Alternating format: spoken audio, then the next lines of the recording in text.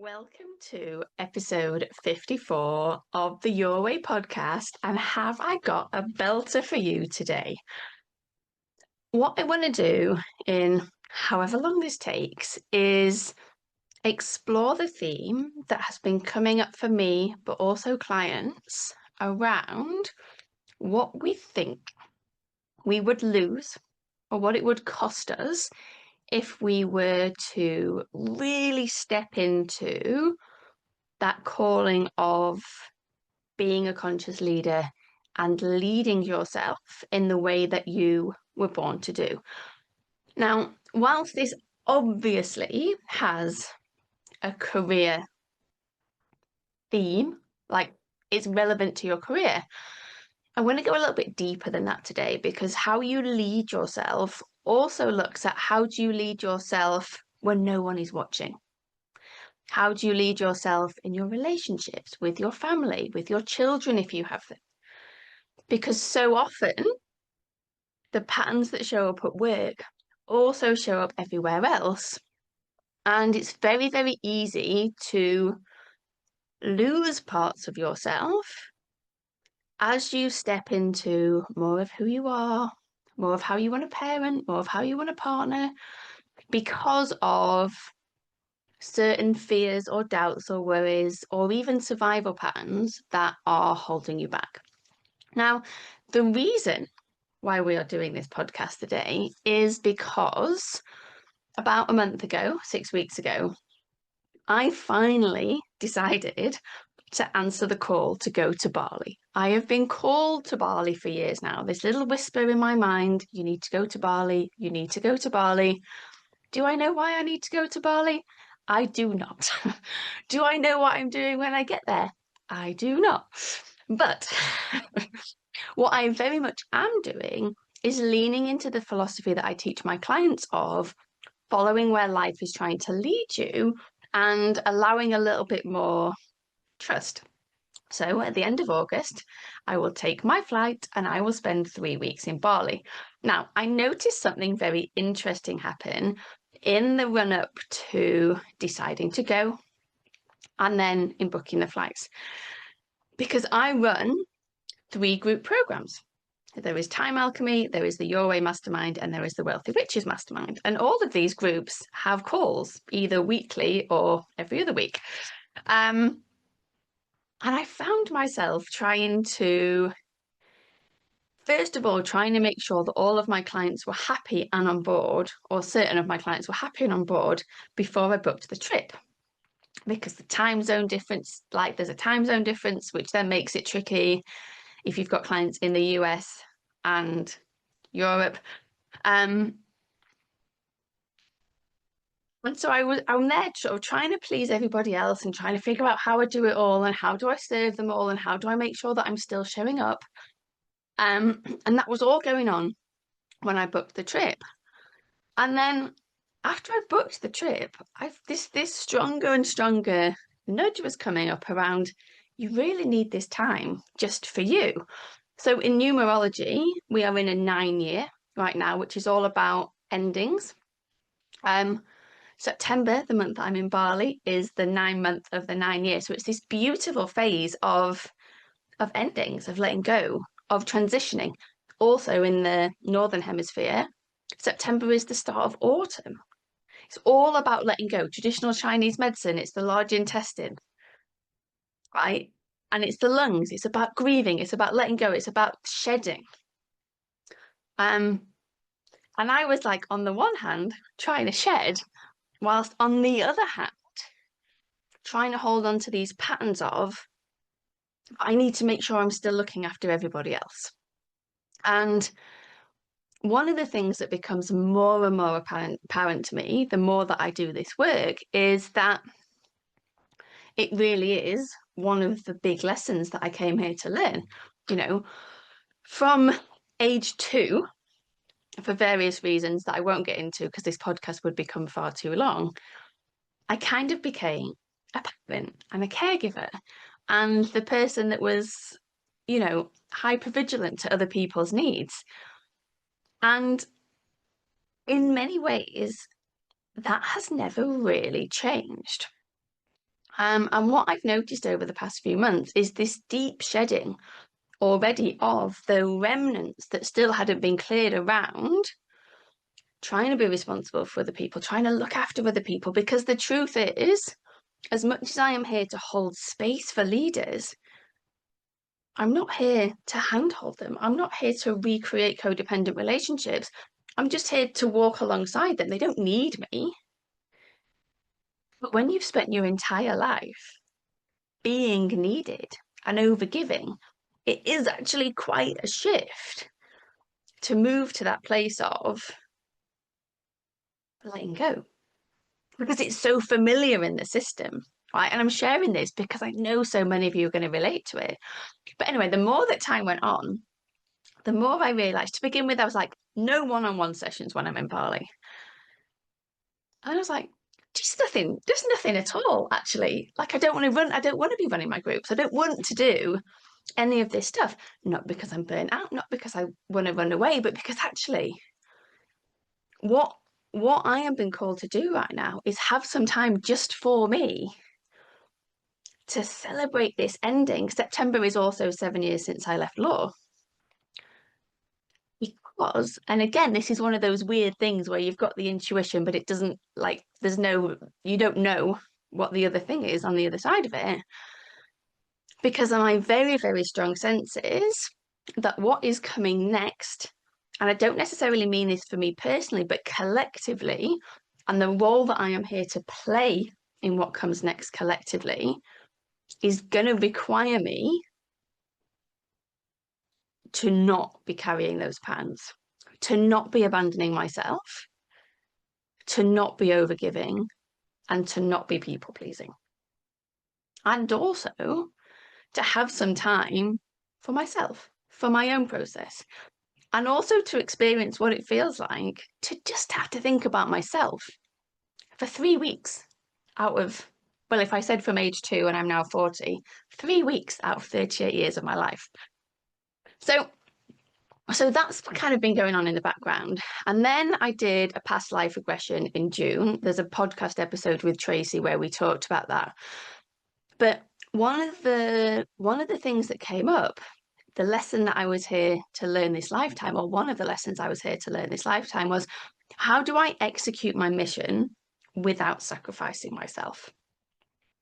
And it's very interesting when I look at the threads and the things that have come up in my life, over and over again, the next shedding of the next layer of that.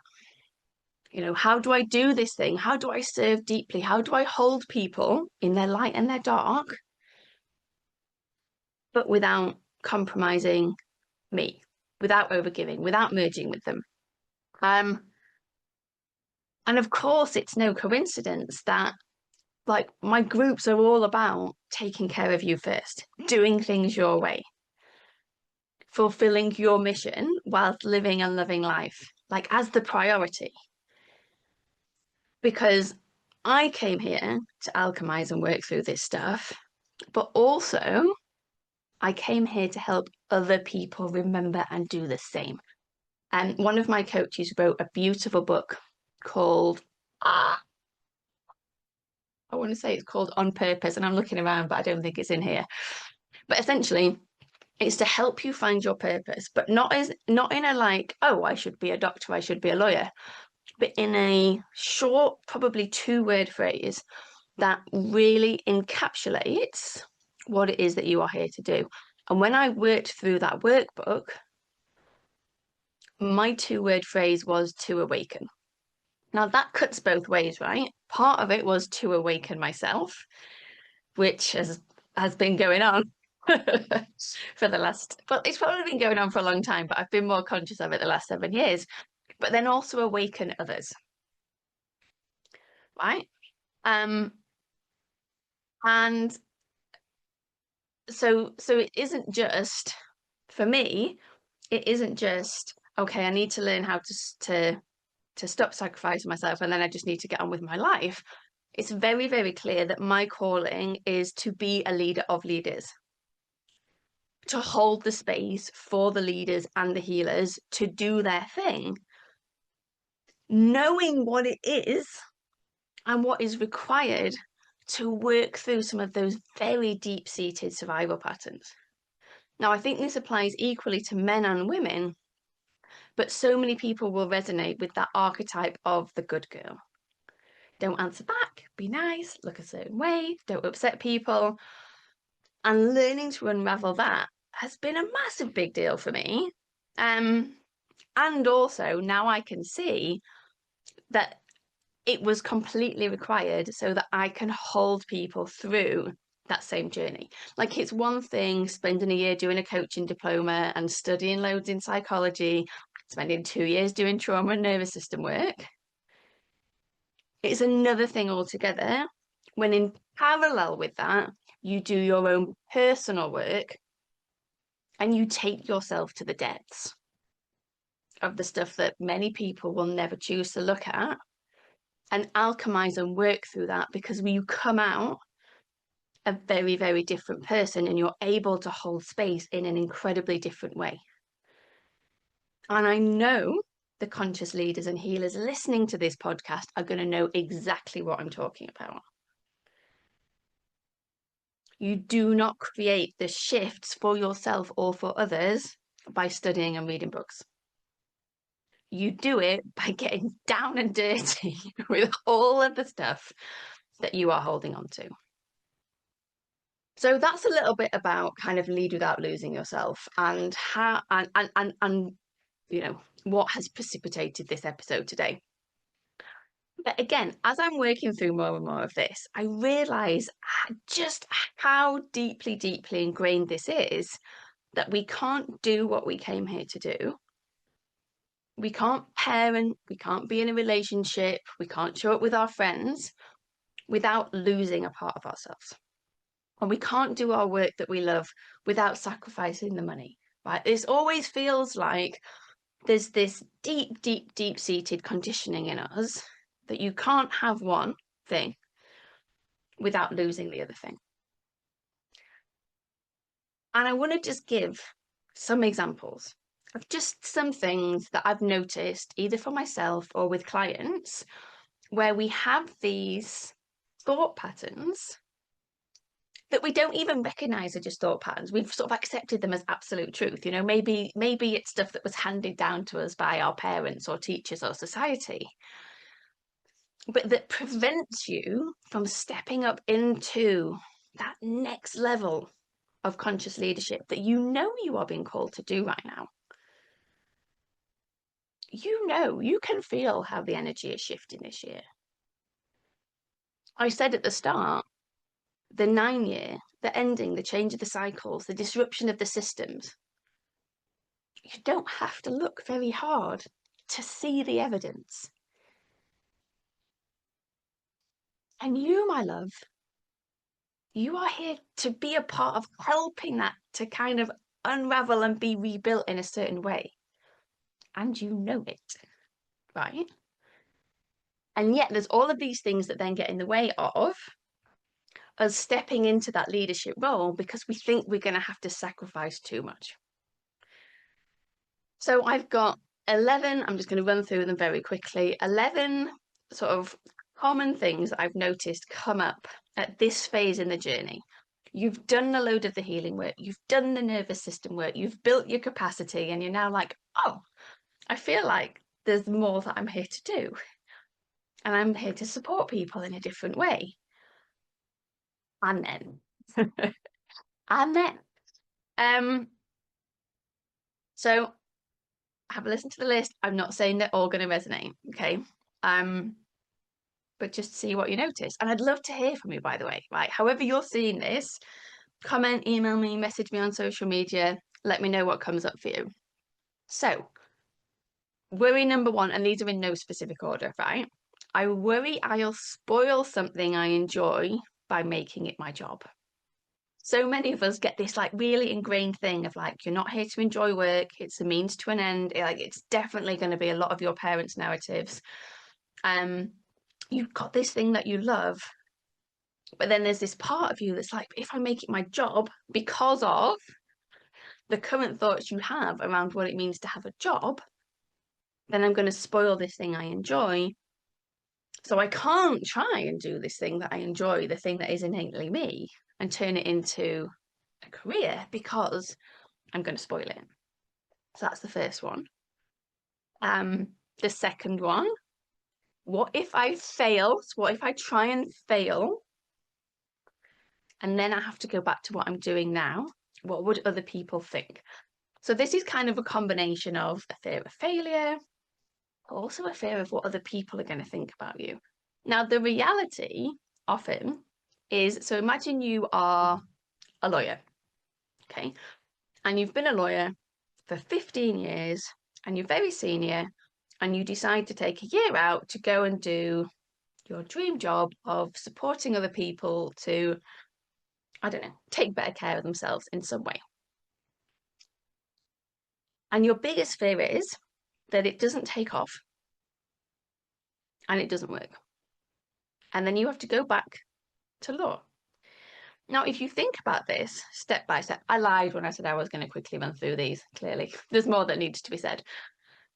So you take the year off, you go and try the other thing, which, by the way, if it's your sole mission, you will be divinely supported to get it done. And if you get some help and all of the rest of it, there's no reason why it should fail. But let's just say, for argument's sake, for the purposes of reassuring the mind that you go, it doesn't work, okay? 15 years experience as a lawyer, doing something that you are an expert in, it's probably not going to be that difficult for you to get another job a year later. Many people take a year off work. They might have a year's maternity leave. Apologies to those of you listening to this in the US, but in the UK, it's very normal for people to have a year off work when they have a baby. Okay. So the end result is really just that you end up where you were.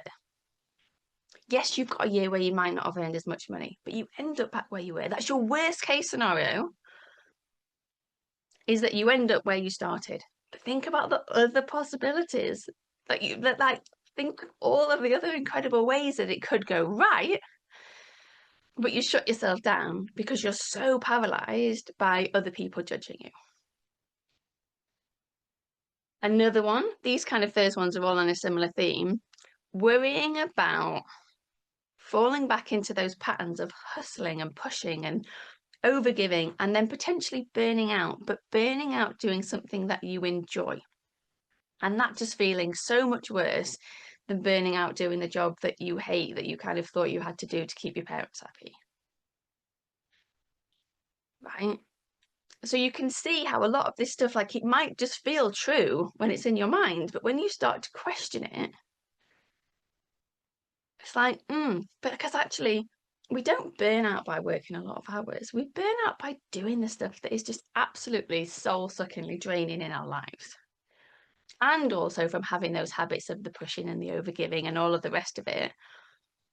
But you get to look at that. You get to work through that. Like those patterns, the people pleasing, the perfectionism doesn't need to be your life story. Doesn't need to be on your tombstone at the end of your life. They were great at keeping people happy and making sure everything was perfect. Like you get to dismantle that stuff. This next one really only relevant for the parents. I have to give everything to my kids. And there might be like sneaky little extra caveats to this. I have to give everything to my kids while they're young. Or I have to give everything to my kids, like, right? And so I don't matter. For this period of time in my life, I don't matter. And again, it is a form of self-sacrifice. Of course, your children matter. Like, your children can be more important than your work. Arguably, they should be. Just like you should be more important than your work. But what can often happen is the children come first, and even you don't get a look in. And often this again is it's either because you've seen your parents do the same, or you've seen your parents do the exact opposite. And so you are so determined to give your children a different experience to the one that you had, that again, you kind of lose yourself in the process. You are a leader at home if you have children, as well as being a leader at work. So that's again a massive one. Number 5, I promised my parents I'd be a ... I think the common ones are like doctor, lawyer, accountant, engineer, but like whatever your thing is, I promised my parents I'd be a dot, dot, dot to make them proud. And if I was to go off and do the thing that I really want to do, this would be crushing for them. So there's like this immediate loss of self because you're trying to give something to your parents. And this is a massive, massive one. If your parents really suffered, your parents really struggled, like maybe they really struggled to put you through private school, maybe your parents were like first generation immigrants, like all of the pressure and the struggle, but then you've taken it on. So you aren't actually living your life, you're living the version of the life that you think you need to have in order to make them happy. Now, some parents will expect you to be a doctor, an engineer, or an accountant, but oftentimes they just want you to be happy, right? Um, Having a mission means giving it everything. Right? If I'm going to pursue my soul mission, if I'm going to do my thing, then I have to give everything to it. And then there's just nothing left for anything else. Hopefully, if you are in my world, you can see by the way I lead, whatever my life, that is just not true. But it's a massive thing that comes up for people. Or this thing of like, but in order to get a business off the ground, like when you do start a new business, you do have to hustle, you do have to X, Y, and Z. You don't. You don't. Now, the reason why I discovered that you don't is because I started my business on the back of burnout and there was just no way. There was just no way, right? But it did teach me some valuable lessons that so much of the messaging out there about what is required is not true. It just fills the function of promoting whatever it is that that person is trying to get you to pay for. Okay. Can I really can I really earn money doing what I love sits at number 7. I bet a lot of you resonate with that one. Number 8, most people hate their jobs. Am I really special enough to find something I love? The answer, of course, is yes, but we're all kind of special enough, right? Um, and also, you're here to shift paradigms. You're not here to follow that narrative of everybody hates their jobs. And if you have ever had that thought, is this it? Like maybe you've already left corporate, you've already set up your own business, but you're still finding yourself in these same patterns where the clients aren't quite what you want, the work isn't quite what you want, it doesn't quite feel right. You are special enough to find something that you love because you were born with an individual soul, mission, and purpose that only you can fulfill. And it's when you allow yourself to embrace that that you will really be able to embody or do get to do work that I love. Doesn't mean that every single part of every single day is going to be like rainbows and daisies. I had joy last week where my email stopped working on my phone and I was trying to deal with an online chat support. That was not a joyful part of my business. But the vast majority of what I do is incredibly enjoyable. Number 9, people will leave me if I share all of myself. Closely linked to number 10, people won't get it and I will be judged. Now, I remember in 2020, we rented a little barn conversion down in Somerset for 6 months in between selling our old house and buying this one. And there was a lovely lady who did a massage. And then when we weren't allowed to do massage anymore because of the lockdown, we used to go on dog walks. And I remember talking to her about my fear of losing that. It was really around the time that I was having more of a spiritual awakening rather than a kind of, working through some of the more, let's just call them the more human layers. And she said, she was like, yeah, but anyone that falls away, anyone that falls away as you are being more and more yourself, they're meant to fall away. And I remember like the entire body was like, no. But she was right, right? And I do remember getting to this point in time where I was like, nothing is going to stop me being who I am. Nothing is going to stop me doing what I came here to do. If that means I lose my marriage, then the marriage wasn't meant to survive. Now, somehow, some way, somehow, as I go through my waves of change, it can get a bit bumpy at the time. But what continues to happen is we actually get closer. There's more love, there's more connection, but only because both of us are willing to have the uncomfortable conversations and the difficult conversations, and we both do our personal work to work through things. But if the marriage had fallen away, if the relationship had fallen away, that would also have been the right answer, because you do get to a point in your journey when you are no longer willing to hide, to dumb down, to play small. And also, you aren't here to be normal and fit in and be like everybody else. So the reality is that some people won't get it and you will be judged, right? There's not a way to avoid that one. Some people won't get it and you will be judged. Like when I started talking about witches, a lot of people unsubscribed from my email list. And a lot of people reached out and said, oh my goodness, me too. It's incredible that you're talking about this. I love that you're bringing this more into the mainstream. These are my gifts. This is things that I experienced that I've never told anybody else about. Okay. Now, I wouldn't have been able to have the latter if I hadn't been willing to have the former. Okay. So yeah, like some of that might happen, but you already know that you have to do it anyway. And this is about building that capacity to hold other people's stuff. Not, and I don't mean hold other people's stuff, as in like hold your reaction to other people's stuff without letting it stop you in your tracks. And then number 11, if I'm serving others, I have to be on all the time. No. Just no. Just no. Um, just no. You can even take 3 weeks off and go to Bali if you want, and still be here with an incredibly important mission. Like my approach is that you come first, and it doesn't matter what space you come into with me, whether it's time alchemy, whether it's your way, whether it's wealthy witches.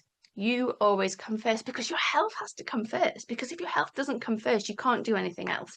You know, I learned that the hard way in 2018 with burnout / the Great Awakening. And I'm sure those of you who have had burnout understand what I'm saying. Like it is burnout, but at the same time, it's like your body being like, this is not what you came here to do. You need to wake the fuck up. Always you first. So hopefully this has given you some things to chew on. I have actually put together a free masterclass on this. Because I think it's a really, really important conversation to have, to really dive deep into how do we lead without losing ourselves. So I've shared some of the like common fears, doubts, beliefs, whatever today. But there is a deeper conversation here that is, how do we do it? How do we do what we came here to do without losing ourselves? Whether that's hiding a part of yourself without sacrificing your family, without sacrificing your income, like whatever your version of, I can't do this because I will lose this, looks like, we're going to get together, we're going to have a conversation about it, and we are going to explore how you can lead without losing yourself.